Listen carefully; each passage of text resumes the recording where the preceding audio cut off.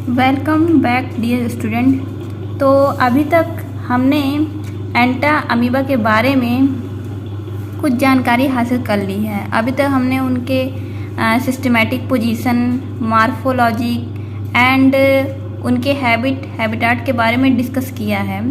तो जो आज का लेक्चर है वो है उनके रिप्रोडक्शन के बारे में। आज हम जानेंगे कि जो एंटा अमीबा है उनमें रिप्रोडक्शन कैसा होता है और उनकी लाइफ साइकिल कैसी होती है, कैसा उसमें सिस्टम है, क्या क्या प्रोसेस होती है।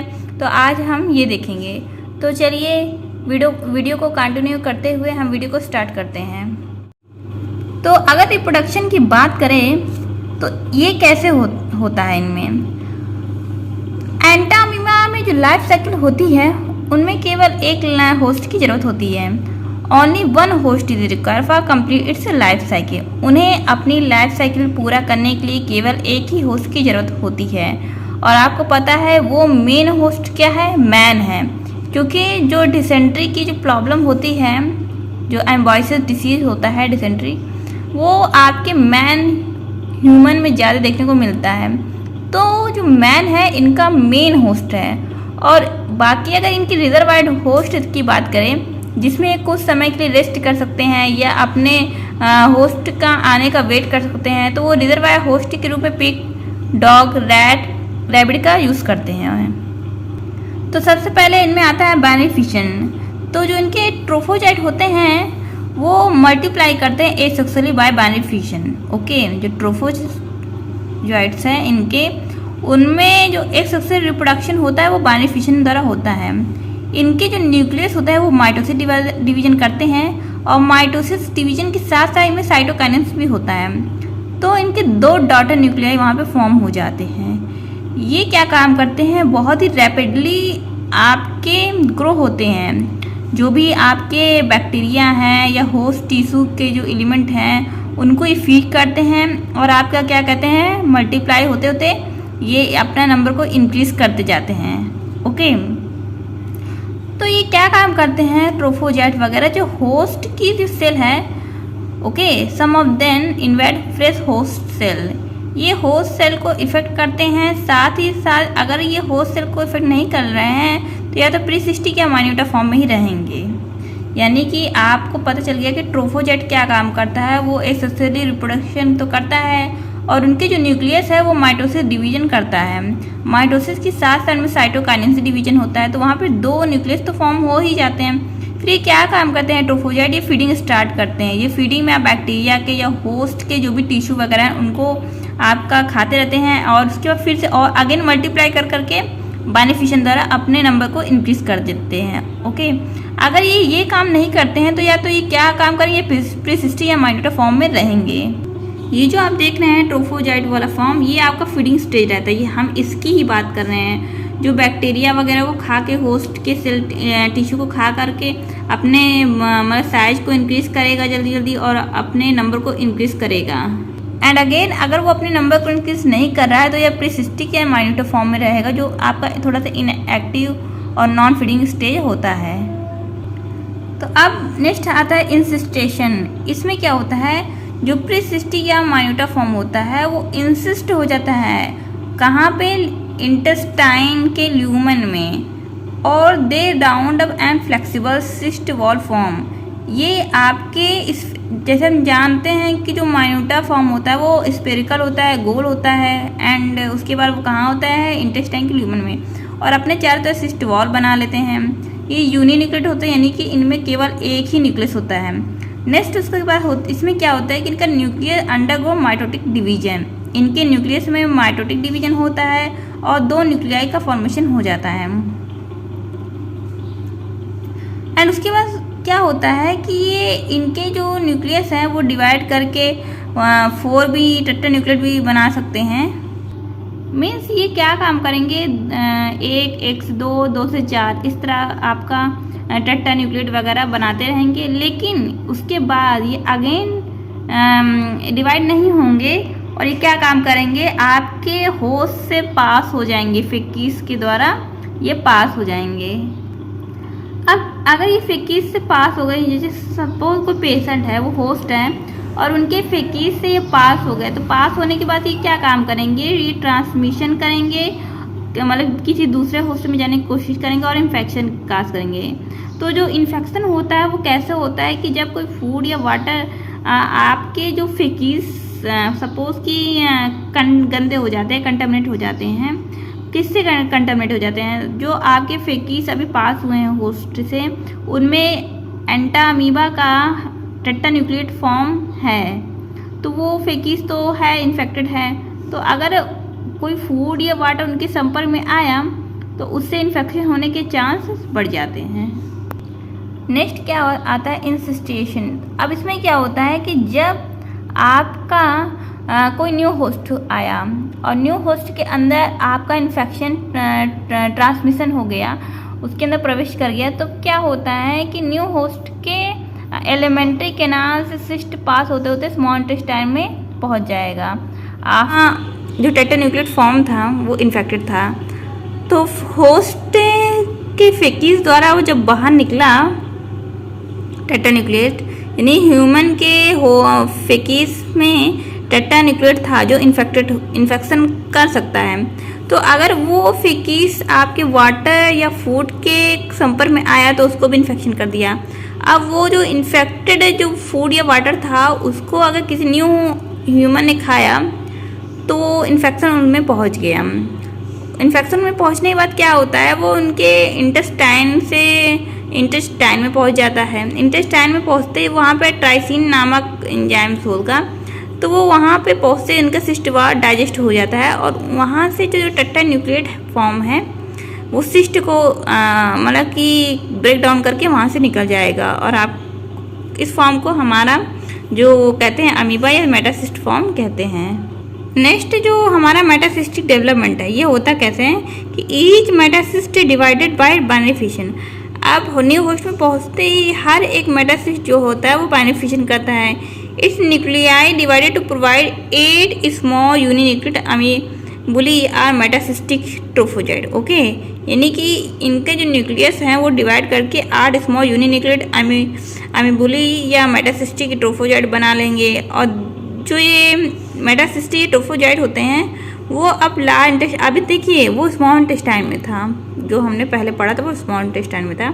अब वहाँ से ये क्या काम करेंगे, अब लार्ज मतलब पहले इनका न्यूक्लियस डिवाइड होना स्टार्ट किया और जब इनका न्यूक्लियस डिवाइड हो गया तो ये वहाँ से निकल के स्मॉल इंटेस्टाइन से निकल के अब लार्ज इंटेस्टाइन में पहुँच जाते हैं। और लार्ज इंटेस्टाइन में पहुँचने के बाद वहाँ पे जो इनके जो वॉल्स होती है लार्ज इंटेस्टाइन की, म्यूकोसा वगैरह सब म्यूकोसा, उनको इन्फेक्ट करने की कोशिश करते हैं और उसके बाद उनको वहाँ पे इन्फेक्ट करने की कोशिश करेंगे तो फिर वो क्या काम करेंगे, ये मैच्योर ट्रोफोजाइड में कन्वर्ट हो जाएंगे। यानी कि जो मेटासिस्टिक फॉर्म था उसका डेवलपमेंट कैसे हुआ, उनका मेटासिस्टिक फॉर्म डेवलप इस तरह हुआ कि उनके न्यूक्लियस की संख्या बढ़ी, न्यूक्लियस की संख्या बढ़ा के उन्होंने क्या काम किया, फिर लार्ज इंटेस्टाइन पहुँच गए। लार्ज इंटेस्टाइन पहुँचने के बाद लार्ज इंटेस्टाइन की जो वॉल वगैरह थे म्यूकोसा वगैरह उनको इफेक्ट किया और उसके बाद ये आपका जो मेटासिस्टिक जो होते हैं वो डेवलपमेंट करके ट्रोफोजाइड फॉर्म में कन्वर्ट हो गए।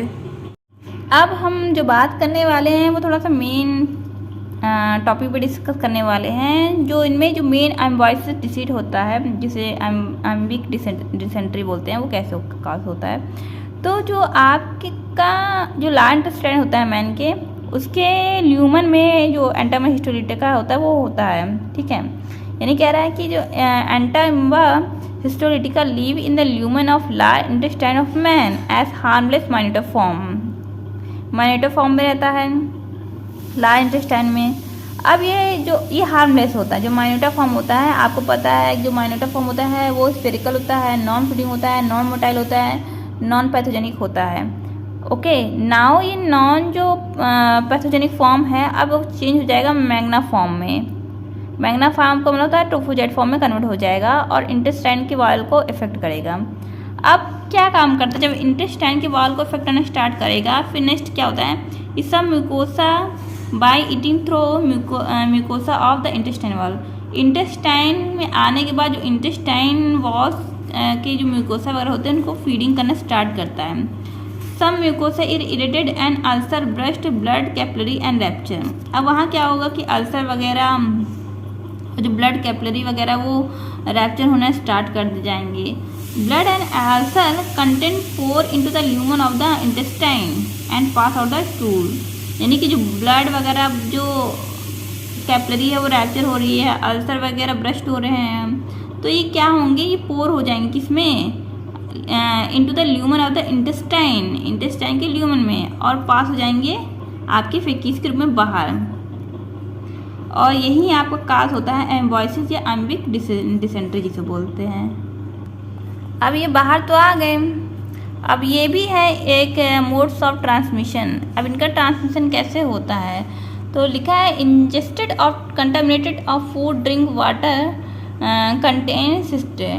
अब जो भी हम अगर फूड या ड्रिंक वगैरह लेते हैं, अगर वो उसमें वो सिस्ट है, ठीक है, तब हमें ये ट्रांसमिशन हो सकता है इस डिसीज का। तो ज़रूरी है क्या हमें ध्यान रखना है, तो unhygienic habit of food handler who scratch anus and then put the finger in the food which they serve. Means कहने का ये मतलब है कि ये इन्फेक्शन अब कैसे फैल रहा है। सपोज़ कोई है जो आपके फूड वगैरह देते हैं, रोड वगैरह पे हम देखते हैं कितने सारे फूड सप्लाई लगे रहते हैं जिनसे हम लेते हैं, वो बिना हाथ वगैरह धोए हुए कहाँ कहाँ छुए रहते हैं, टच किए रहते हैं, ठीक है। तो वो जब उसी हाथ से अनहाइजीन तरीके से फूड को सप्लाई करते हैं, तो जिस आदमी ने दिया और जिस आदमी ने लिया उसी हाथ से, और उसने कंटामिनेटेड फूड को खाया और उसको वो बीमारी हो गई, ठीक है। एंड नेक्स्ट होता है transmission of cyst from stool to food and drink by flies and cockroach.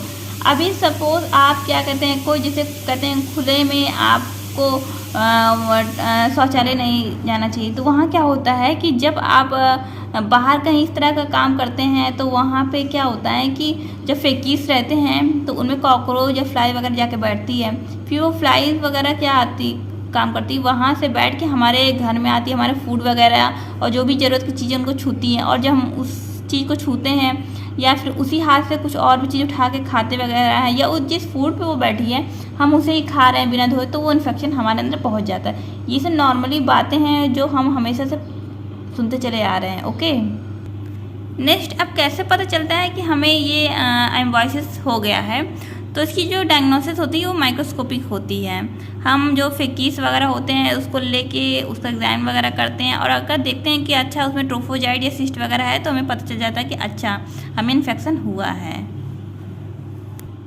और इनकी अगर थेरेपी ट्रीटमेंट की बात करें, तो अगर इनकी थेरेपी या ट्रीटमेंट की बात करें तो इनमें भी एंटी अमीबिक ड्रग्स वगैरह को दिया जाता है, जिससे हम जल्दी से जल्दी ठीक हो सके। तो इनकी जो थेरेपी होती है ट्रीटमेंट, जैसे एम्बाइसिड्स वगैरह देते हैं, तो अगर टिश्यू को इन्फेक्टेड कर रहा है तो उसमें मेट्रोनाइडाजोल वगैरह देते हैं, ऑनिडाजोल वगैरह देते हैं, ठीक है, और टिनिडाजोल वगैरह देते हैं। तो जो ल्यूमन को इन्फेक्ट करता है उसमें पैरामोमाइसिन वगैरह ड्रग्स को देते हैं। नेक्स्ट हम बात करते हैं इसकी प्रिवेंशन की। तो अगर हम कुछ सावधानी को बरते तो कुछ हद तक हम इस बीमारी से निजात पा सकते हैं। तो कुछ हमें बातों को ध्यान रख कर काम करना चाहिए। बहुत छोटी छोटी बातें हैं जो हम हमेशा डेली लाइफ में यूज़ करते हैं और उनको ध्यान दे सकते हैं। तो जब भी हम कहते हैं कि अगर हम टॉयलेट वगैरह यूज़ कर रहे हैं या कोई ऐसा काम कर रहे हैं, कोई कंटामिनेटेड चीज़ों को छू रहे हैं, तो इस काम को करने के बाद हमें क्या काम करना चाहिए कि अपने हैंड को वॉश करना चाहिए शॉप वगैरह से, या जो भी चीज़ें हैं हमारे पास हाथों को साफ़ रखने के लिए हमें हाथों को साफ़ करना चाहिए। और अगर हम कहीं बाहर से कुछ ला रहे हैं, ओके, तो हमें जो भी वेजिटेबल्स वगैरह होते हैं उन्हें धोना चाहिए। साथ ही साथ हमें जो भी सब्जियां हैं उन्हें कच्ची नहीं खाना चाहिए। अगर हम कच्चा खा रहे हैं तो या तो उन्हें अच्छे से बॉईल कर ले या अच्छे से उसमें साफ़ कर ले। और जो भी हमारे फूड या ड्रिंक वगैरह है उन्हें हमें कॉकरोच या फ्लाई वगैरह से बचाना चाहिए, उनको प्रोटेक्शन करना चाहिए, उसे ढक के रखना चाहिए। और आपका साथ ही साथ हमें जो रोड वगैरह स्ट्रीट या हमारी जो भी खुली नालियाँ हैं वगैरह उनमें सैनिटाइज़र करना चाहिए। और इस बात का ध्यान रखना चाहिए कि हमें जो हमारे घर के आसपास साफ़ सफाई और नालियों को ढक कर रखें। तो अगर ये छोटी छोटी चीज़ें हम ध्यान रखें तो जो चीज़ें इस इन्फेक्शन को फैला रही हैं, यानी जो उनके वेक्टर हैं जैसे कॉकरोच या फ्लाइज वगैरह उनको फैला रही है, हम अगर इन्हें हम थोड़ा सा इनका सफाया कर दें तो कुछ हद तक इससे हम डिसीज़ से बच सकते हैं। तो आज का लेक्चर हम यही एंड करते हैं। और आज का हमारा जो ये लेक्चर है ये एंड हो चुका है, हमारे टॉपिक ख़त्म हो चुका है। तो आई होप आपको वीडियो पसंद आया हो और चीज़ें समझ में आई हो, पढ़ने में भी अच्छा लगा हो, वीडियो समझ में आया हो। तो नेक्स्ट हम वीडियो में नेक्स्ट लेक्चर लेके आएंगे एक न्यू टॉपिक के साथ। तब तक आप इस टॉपिक को एंजॉय करिए, समझने की कोशिश कीजिए कि कैसे कॉज होता है, इसका क्या कारण है, कैसे इसका प्रिवेंशन हो सकता है। तो ठीक है, वीडियो को अब एंड करते हैं और मिलते हैं नेक्स्ट वीडियो में। Thanks for watching this video.